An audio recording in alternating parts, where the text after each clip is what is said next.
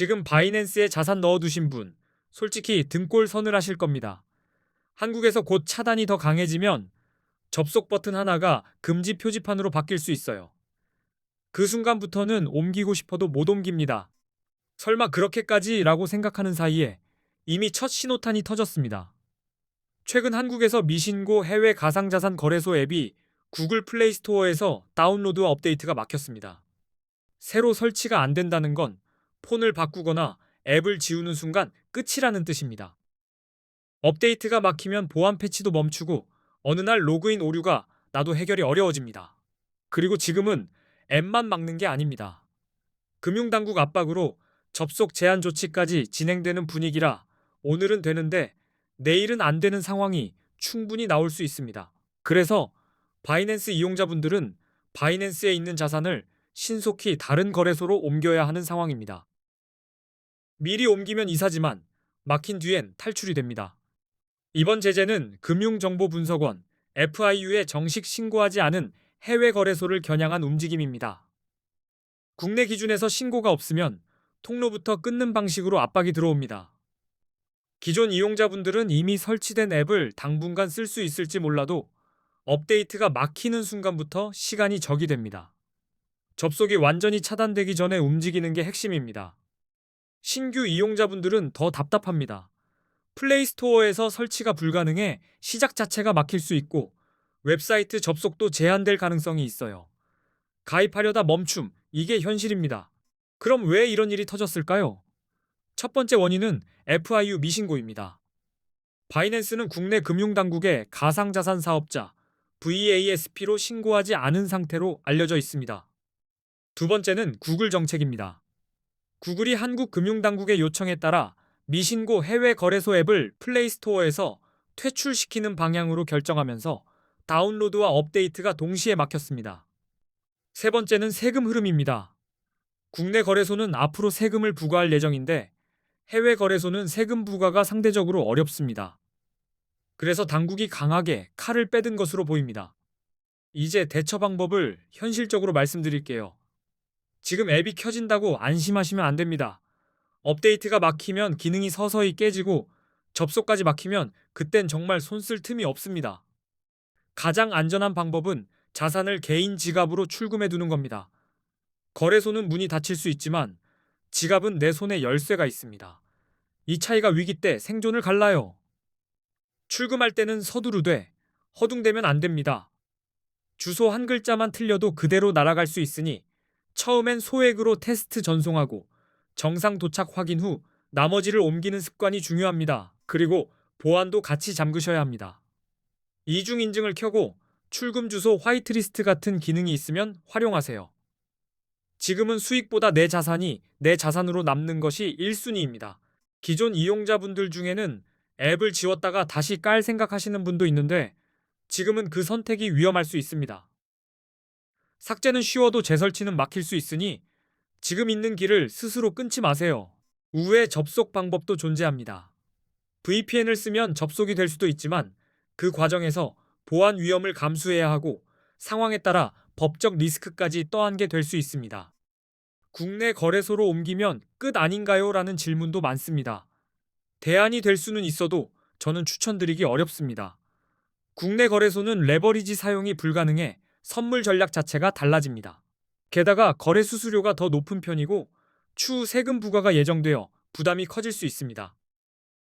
편하긴 해도 제약과 비용이 늘어나는 구조라 목적이 선물 단타면 더 고민하셔야 합니다. 그래서 이번 사태로 한국인들이 실제로 많이 이동하는 거래소 5곳을 비교 분석해 두었습니다. 어디가 유명하다가 아니라 한국 사용자 기준으로 생존력 있는 곳만 추렸습니다. 이 5거래소는 원화 입금이 가능하고 한글 지원도 됩니다. 처음 메뉴가 낯설면 손이 굳는데 한글이 되는 것만으로도 실수가 확 줄어듭니다. 수수료도 상대적으로 저렴한 편이고 가입하면 $100를 지급하는 이벤트를 진행하는 곳도 포함되어 있습니다.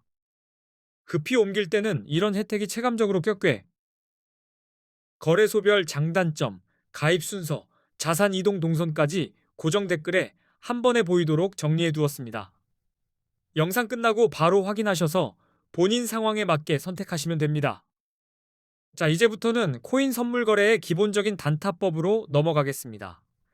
결국 수익의 출발점은 롱이냐 숏이냐 이 선택이고, 선택을 근거로 만드는 게 기술적 분석입니다.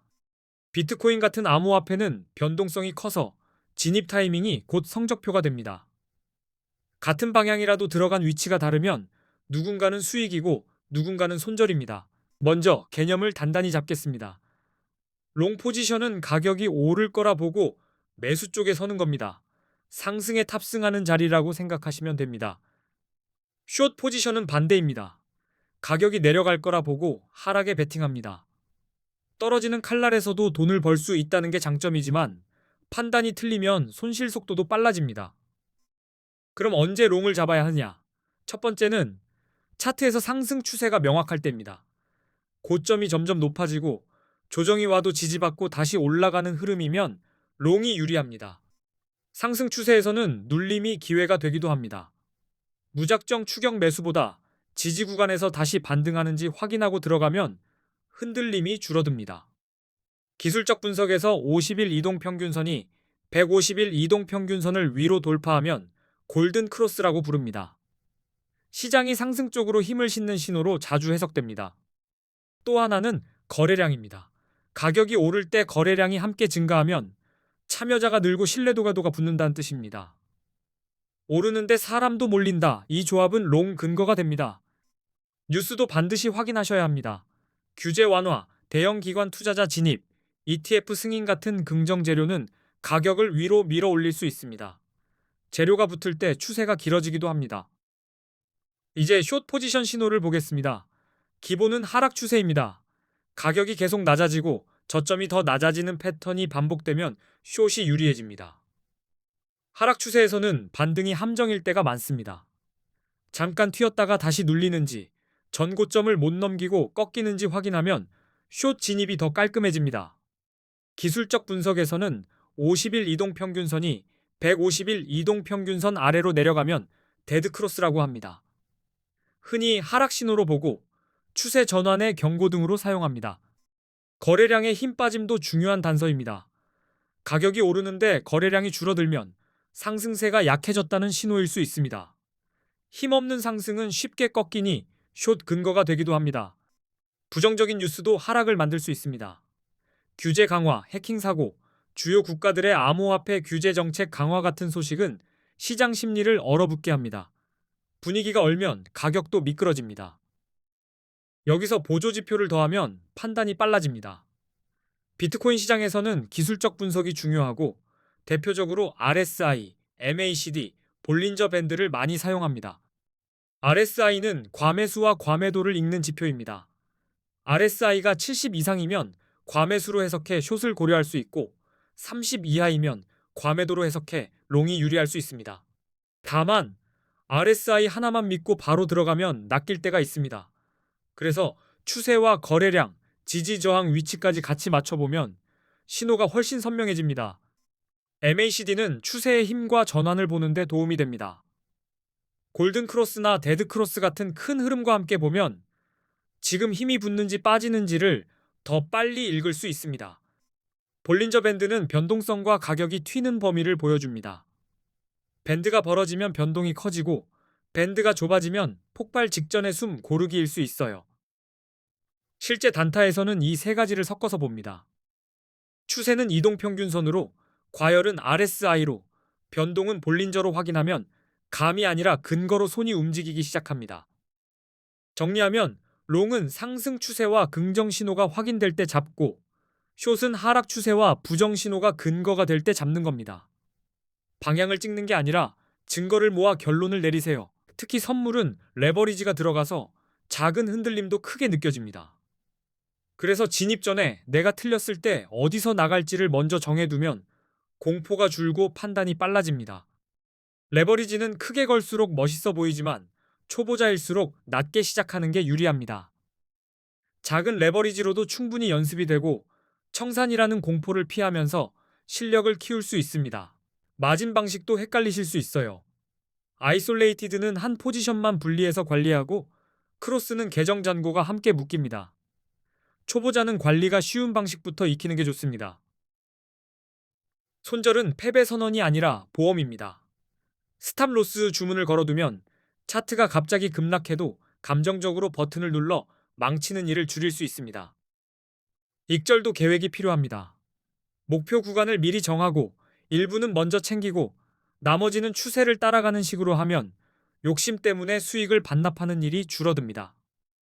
단타가 잘 안 되는 분들 특징이 하나 있습니다. 차트만 보고 들어가고 거래량과 뉴스는 아예 안 봅니다. 그런데 시장은 차트 밖에서 움직일 때가 많아서 한쪽 눈만 뜨고 달리는 꼴이 됩니다. 반대로 너무 많은 지표를 깔아놓고 손이 굳는 분들도 계세요. 이럴 땐 딱 세 가지만 고정하세요. 추세, 거래량, RSI. 이 세 가지만으로도 진입 품질이 확 달라집니다.